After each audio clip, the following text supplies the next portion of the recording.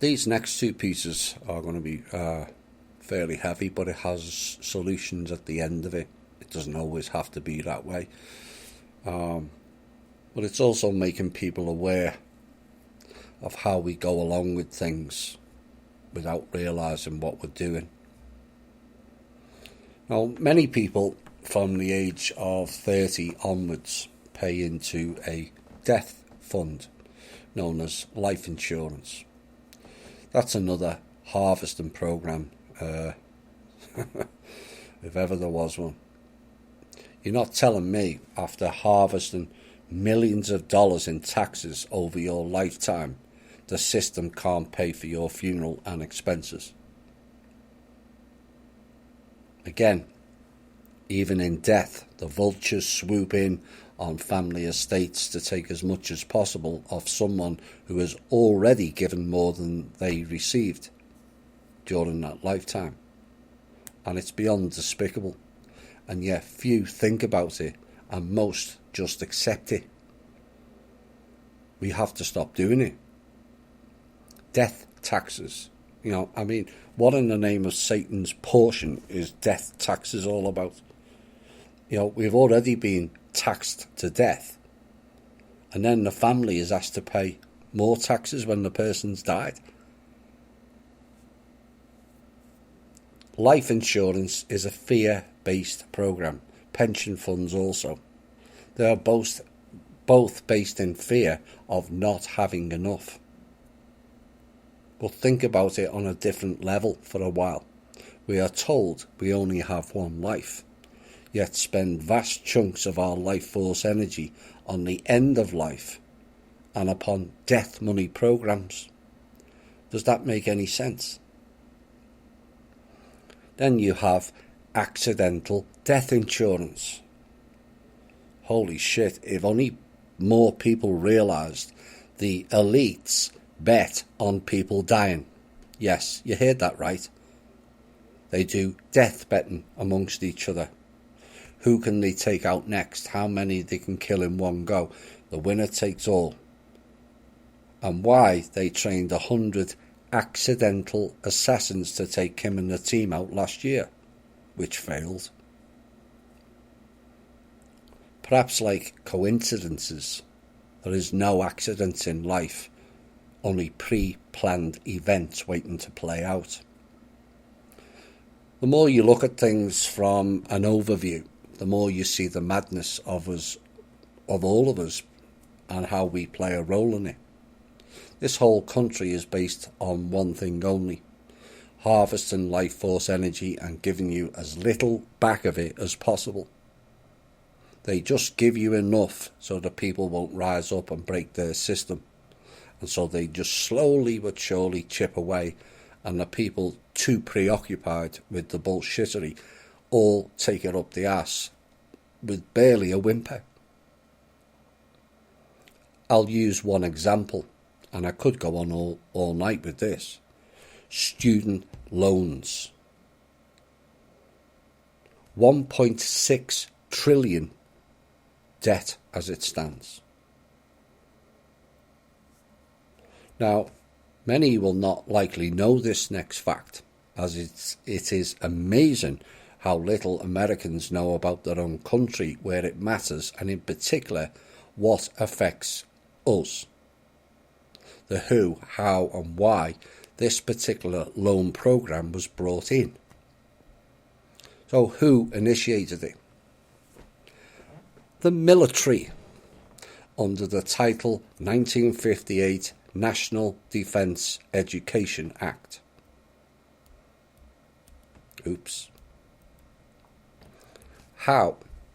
Because of the dumbing down from 1910 onwards program, which was initiated by the Ford Institute and forcing Carnegie Hall University to stop producing people at the level of Teslas, which was so successful they ran it in the schools from 1930s onwards. So all who listen to this in America have been educated, not taught, educated, utter shite. Their whole lives, long before Common Core. Why was it this National Defence Education Act brought in? Because the Russians launched Sputnik and everyone shat their pants. Pure and simple. Thinking that the Russians are more educated and technologically advanced. Newsflash, they always were. It's all about the heirs and the Rus, you see. It's a classic example I speak of programmes chewing at both ends, the Ouroboros at its finest. Make the masses stupid has consequences they appear to be too stupid to envision. So what happens next? Well, they then launch a reactionary programme to make up for the shortfall. But by then it's too late.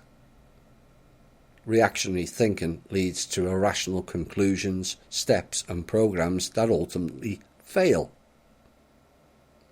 Proactive thinking or future thinking leads to far less mistakes and a much superior chance of your venture to be a success. And this is why we created the THI groups, although in some cases that appears to be lost. Because that's down to the people again. The propensity of people to wait before acting or actually doing something. Now the key to this is not the military, in essence, but how many people complained about that programme. Student loans for being taught shite. I mean, come on people. What were the parents thinking at that time? Clearly not for the child. Saddling a child with long-term debt which leads to deep-seated fears, unbalanced young adults, and we wonder why so many ended up as addicts via drugs or alcohol. Or in prison.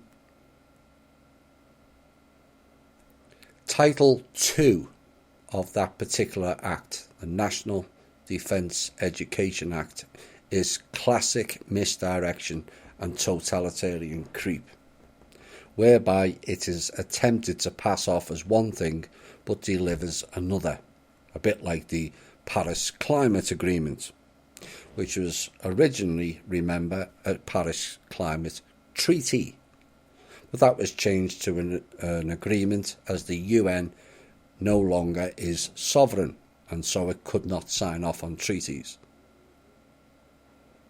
Quote, initially Title 2 of the National Defence Education Act provided scholarships known as grants rather than loans.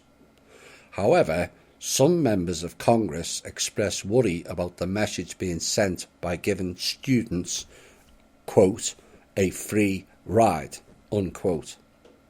Oh, the irony, saying the public might have a free ride when Congress have ridden a free and prosperous ride off the backs of the people for at least the last 148 years.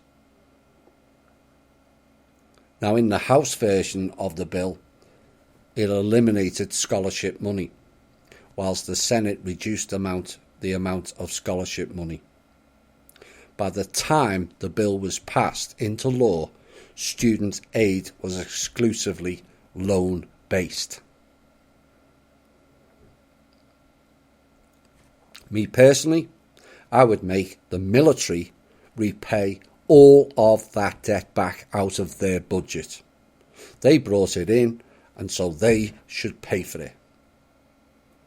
Not the children, because of their level of elites and stupidity going back around the time of the Federal Reserve and the treasonous Congress.